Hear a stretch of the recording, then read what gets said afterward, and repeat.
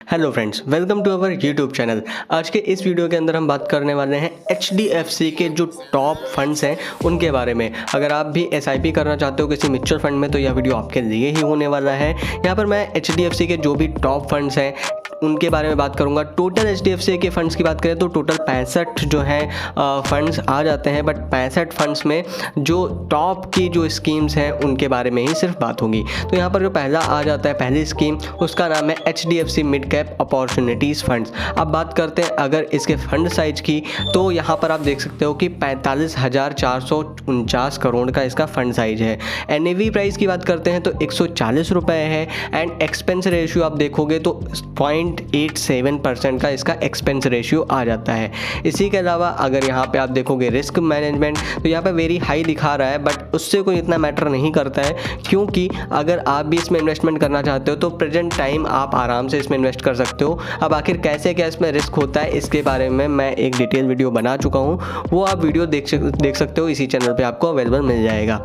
इसके बाद अगर हम बात करते हैं इसके ओवरव्यू की, तो यहाँ पर आपको देखने को मिलेगा अगर आप एक साल में देखोगे तो 32% के रिटर्न इसने दिए हुए हैं एंड जो इसका बेंचमार्क है निफ्टी 150 ट्राई, तो वहाँ पर आप देखोगे कि 24% के रिटर्न मिले हुए हैं। 2 साल का कंपैरिजन आप करोगे तो 22% के रिटर्न आपको इस स्कीम में मिले हुए हैं एंड 5 ईयर्स की बात करोगे तो 17% एंड ऑल टाइम की बात करोगे एवरेज तो यहाँ पे 20% निकल के आ जाता है। इसी के बाद अगर हम बात करते हैं इसमें इन्वेस्टमेंट की, तो अगर आप लमसम इन्वेस्टमेंट करते हो 10,000 रुपये 10 साल के लिए, तो यहाँ पर आपको देखने को मिलेगा कि आप जो भी 10,000 रुपये इन्वेस्ट करोगे उसकी वैल्यू हो जाएगी 88,000 रुपये। ठीक है, 88,783 रुपये 10 साल के बाद। अगर आप सिर्फ 10,000 रुपये इन्वेस्ट करते हो तो यहाँ पर ये चीज़ आपके सामने निकल के आ जाती है। जो रिटर्न आपको देखने को मिलेगा वो 787% का रिटर्न मिलेगा एंड एनुअल रिटर्न आप देखोगे तो लगभग 24% का रिटर्न देखने को मिल जाता है।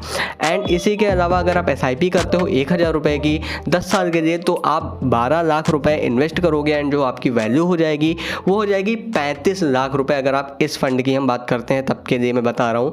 इसके अलावा अगर टैक्स की बात करते हैं तो अगर आप इसमें इन्वेस्ट करते हो एंड 1 साल के अंदर अंदर अगर आप जो है अपना जो भी NAV है वो विड्रॉल कर देते हो तो क्या होगा कि 15% का रिटर्न टैक्स आपके ऊपर पड़ेगा। अगर आप 1 साल के बाद करते हो तो 10% पड़ेगा, वो भी अगर आपने 1 लाख के ऊपर गेन किया हुआ है उसके ऊपर पड़ेगा। 1 लाख के अंदर होगा तो वो भी नहीं पड़ेगा। तो ये चीज़ यहाँ पे आ जाती है। इसके अलावा अगर इनके पोर्टफोलियो की बात करते हैं तो टॉप 10 जो स्टॉक हैं इनके पोर्टफोलियो में वो हम देख लेते हैं। तो यहाँ पर आप देखोगे इंडियन होटल्स कंपनी लिमिटेड, इसमें इनका 4.16% है। टाटा कम्युनिकेशंस लिमिटेड में 3.81% है। Max health care institute limited में 3.37% है। तो यहाँ पर ये सारी चीज़ें आप देख सकते हो। टोटल जो इनके नंबर ऑफ स्टॉक है वो 63 है। इक्विटी में इनकी जो होल्डिंग है वो 92% है। ठीक है, एंड यहाँ पे आप देख सकते हो अदर्स में 7.62 है।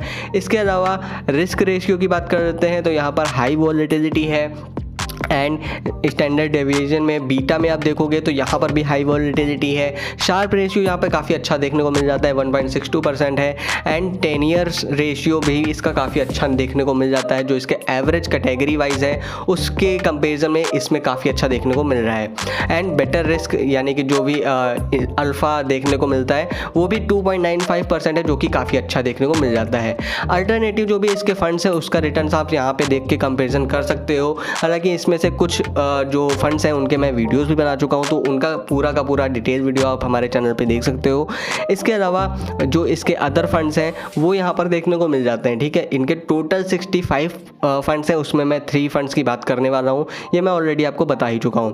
इसके अलावा अगर हम बात करते हैं सेकेंड फंड की, तो सेकेंड फंड में आप देखोगे HDFC स्मॉल कैप फंड। अगर हम बात करते हैं इसकी, तो इसमें आपको देखने को मिलेगा 1 साल में जो रिटर्न मिला हुआ है 38% मिला हुआ है एंड वहीं पे जो इसका बेंचमार्क है उसने 30% के रिटर्न दिए हुए हैं।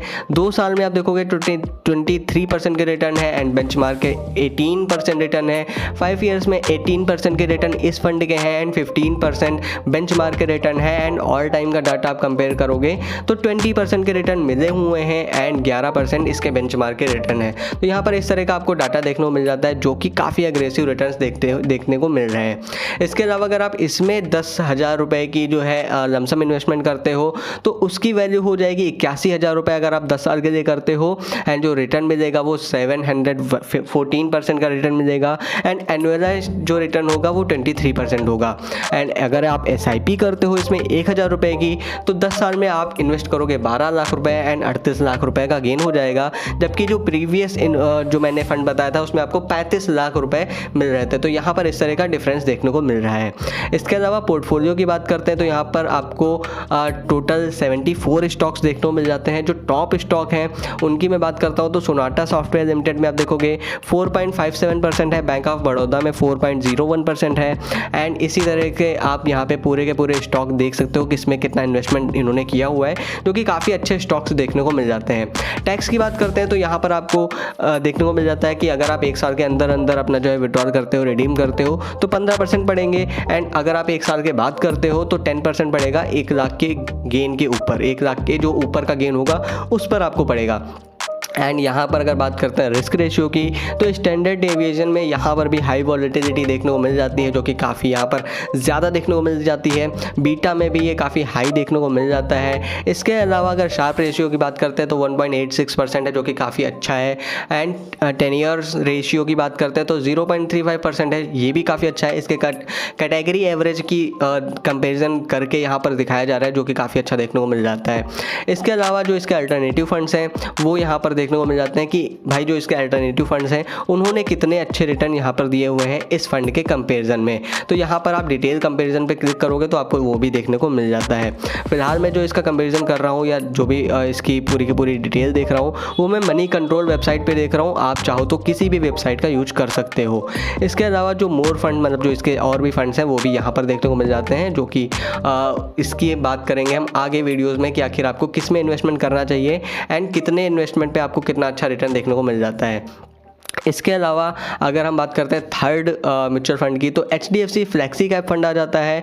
एंड यहाँ पर 1 साल के जो रिटर्न देखने को मिल जाते हैं वो 20% है। एंड 2 साल में आप देखोगे तो 19% के रिटर्न देखने को मिल जाते हैं। 5 साल में आप देखोगे तो 15% के रिटर्न है। एंड ऑल टाइम का डाटा आप ओपन करोगे तो 15% के रिटर्न देखने को मिल जाते हैं।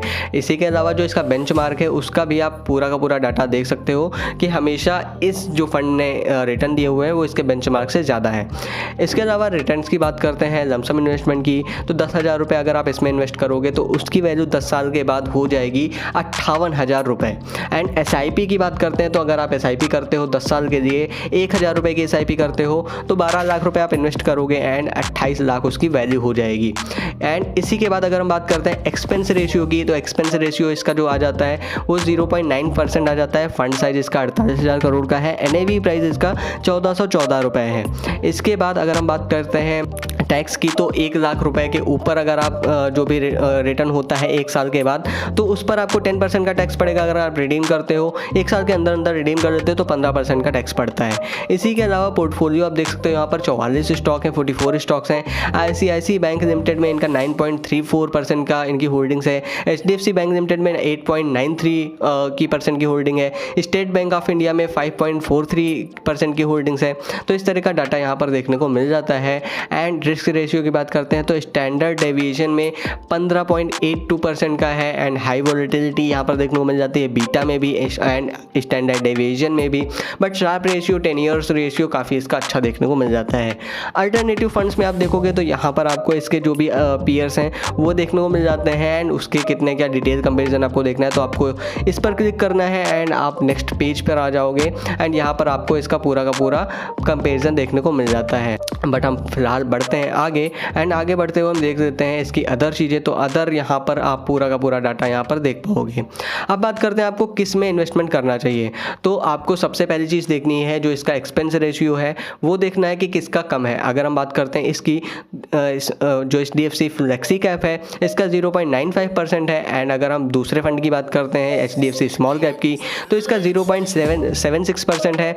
एंड जो HDFC मिड कैप अपॉर्चुनिटीज़ है इसका एक्सपेंस रेशियो रेशियो आ जाता है 0.87%। एंड रिटर्न भी आपको चेक करते हुए चलना है कि ऑल टाइम में रिटर्न किसके कितने ज़्यादा हैं। तो 20% इसका भी देखने को मिल जाता है HDFC मिड कैप अपॉर्चुनिटीज़ का।